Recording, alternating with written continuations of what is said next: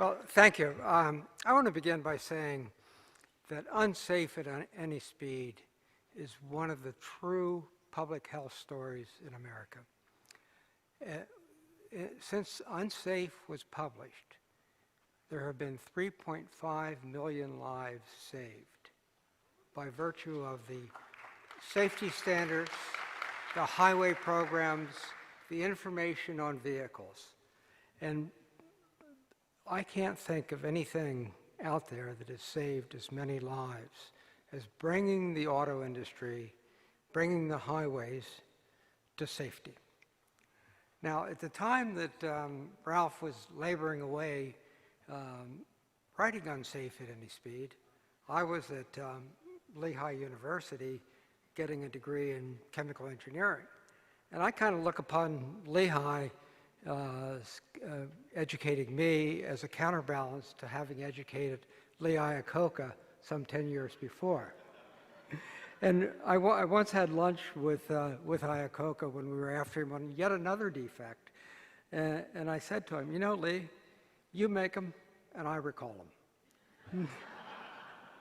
But when Ralph founded the Center for Auto Safety, along with Consumers Union, it was one of Ralph's great tactical strategies.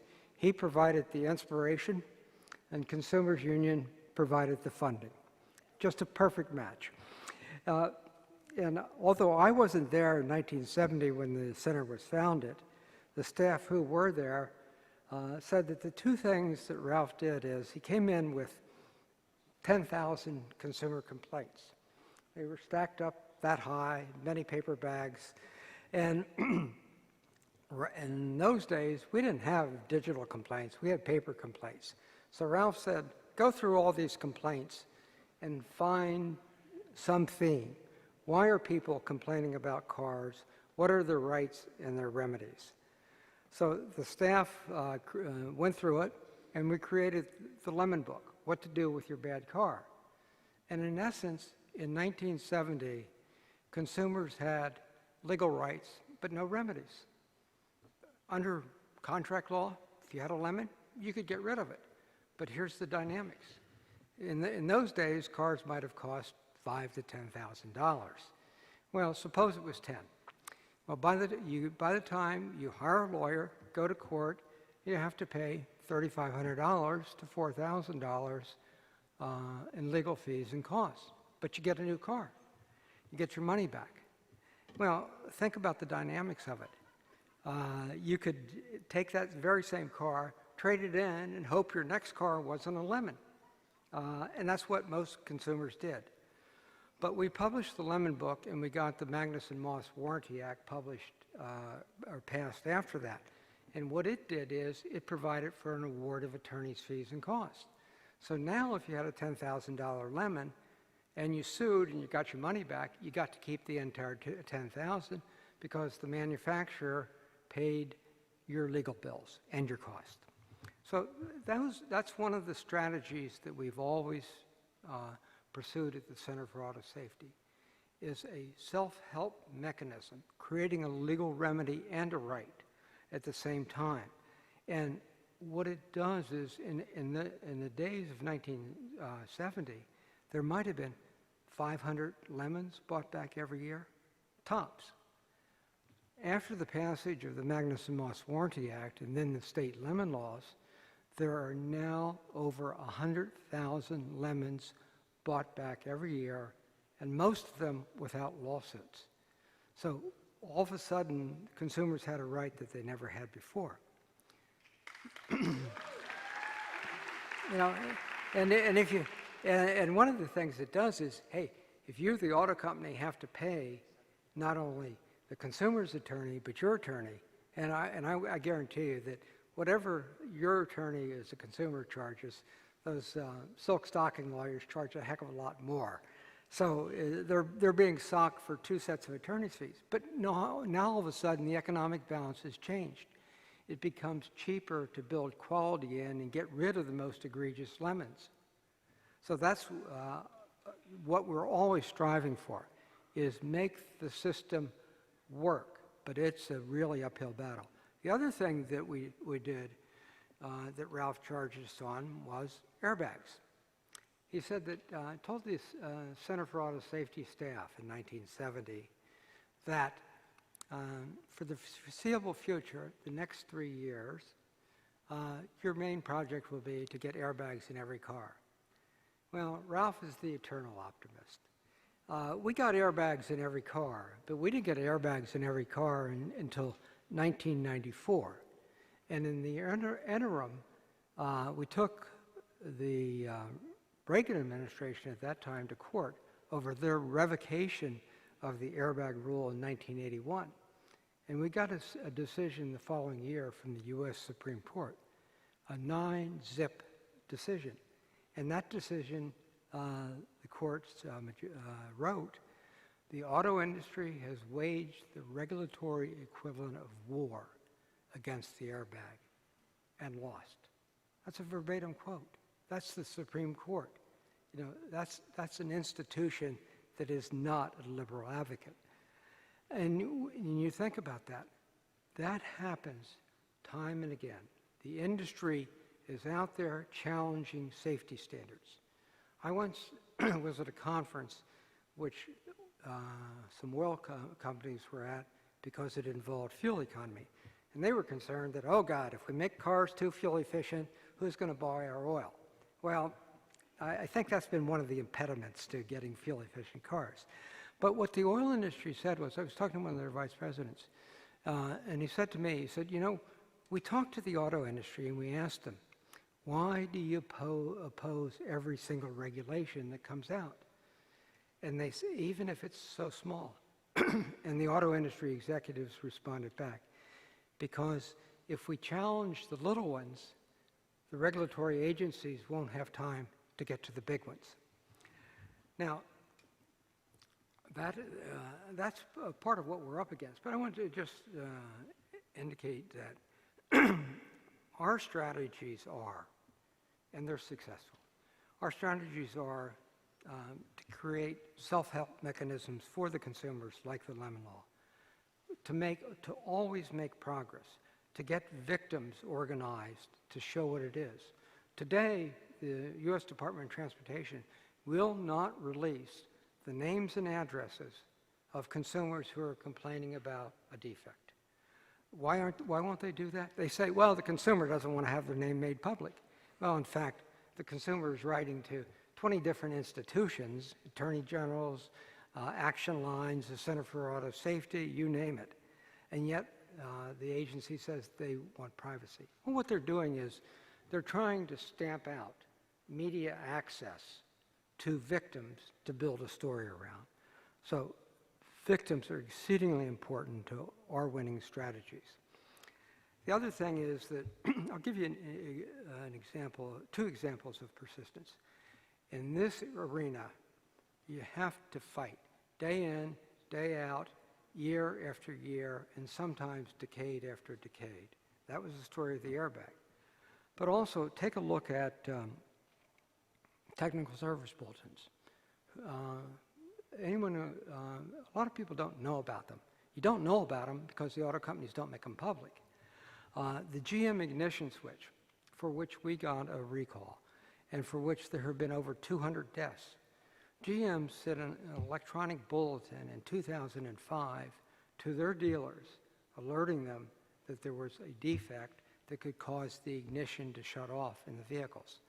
Did it go to consumers? No. Well, we got a law passed in 2013 requiring, finally, that the Department of Transportation post on its website the technical service bulletins that they've been withholding from consumers. Now, in that forum, what did the Department of Transportation do? They had all the bulletins. They had them in electronic format. All they had to do was push a button and it's up on their website. Well, no, they didn't do anything. They didn't publish them at all. So we took them to court. And 2 months ago, they agreed, after we filed suit, to finally publishing these service bulletins up there. And so anyone in the audience that has a car that has a problem, go to the agency's website NHTSA.gov and look up technical service bulletins on your car, and you'll find things like, you'll find something like a Jeep.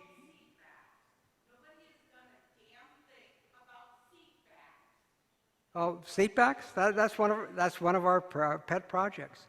We filed a petition for the agency to recall or to set a standard for seat backs. There are so many horror stories out there. I could fill this entire 4 days with just what's going on in the auto industry. In seat backs, the government in 2000, let me think about this, in 1992 to 94, told consumers, put your child in the back seat of a car. That's the safest possible spot for a child. And what happened was in 1992-94, there were only 1 or 2 children killed in the back seats of cars every year. But as we move more and more children into the back seats of cars, we're now looking at 50 child deaths each and every year due to seatback collapse, where the seatback comes back because there's an occupant in front of them, and in a rear impact, it comes back and can kill or seriously injure the child. It can also kill or seriously injure the occupant in the front seat as well, and the Department of Transportation says there is no problem. Our database don't show that this is happening. Well, their database don't show it's happening because we looked at roughly 100 police reports. 2 of them said there was a seatback collapse in a fatal crash or a serious injury crash. And not even those 2 made it into the government system because the government system doesn't have a check field for seatback collapse. So the mantra of NHTSA is there is no problem, even if there is a problem, if we don't know about the problem. So we've gotten the complaints, we've gotten the police reports, we've taken it to the government and said, look, you need to resolve this problem once and for all. In 1974, they agreed to a petition filed by the Public Interest Research Group to require that seatbacks not collapse in a 30-mile-per-hour rear impact, which was the gas tank standard. They dropped it because of industry opposition.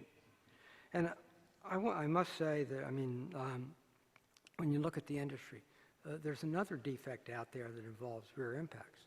We got the Ford Pinto recalled effectively in 1978 because of rear impacts that caused the fuel tank to rupture and explode, bursting into flames. Well, the Jeep Grand Cherokee has exactly the same problem. The Jeep Cherokee and the Jeep Liberty have the problem. Well, the administrator of the agency who was in charge of the investigation on his very last 2 days in office signed off on closing the investigation with a recall is absolutely ineffective. And what does the administrator do? He takes a job with a law firm who represents Chrysler. And he had the job offer before he left the agency. There's no way that any administrator of any agency should preside over and close an investigation where he knows he has a job offer and he's going to go to work for the law firm representing the corporation that he's investigating. And that's one of our challenges for the future. It's the revolving door. When Joan Claybrook, who's in the audience somewhere, hi Joan, was the administrator, people didn't leave the agency to go to work for the auto industry. Today, people are leaving the agency to go to work for the auto industry all the time. I could name dozens of former administrators, assistant administrators, associate administrators, and chief counsel who've gone to work for the industry, as well as staff within the individual departments of the agency. And those people are the ones, how can you adequately represent the public when you're looking forward to your next job, which is probably going to pay a lot more than your present job, knowing that your next job is going to be an industry job? That is just simply wrong.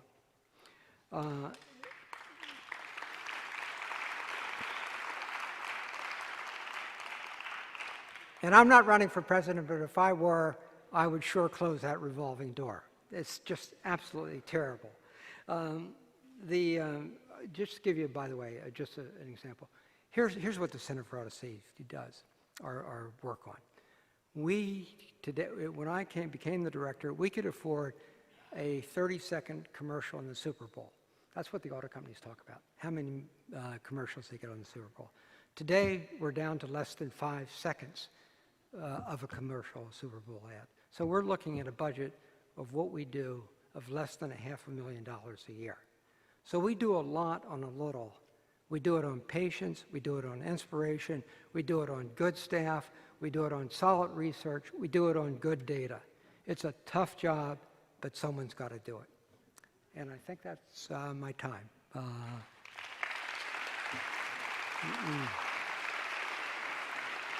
Okay.